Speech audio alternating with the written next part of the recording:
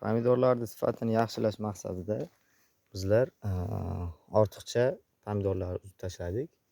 Albatta, mana bu yerda yaqqol misoli, bu yerda 5 ta pomidor, 5 ta pomidor, mana bu yerda 4 ta pomidor.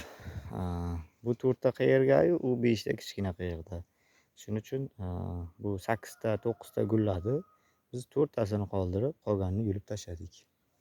O'zi aslida bunday bo'lguncha-ku olmaslik kerak. Vaqtida olsa juda foydasi yaxshi bo'ladi. Mana shu yerda mana 5 ta bo'lgan. Bu biz bittasini olib tashlaymiz va 4 ta qolsa maqsadga muvofiq bo'ladi.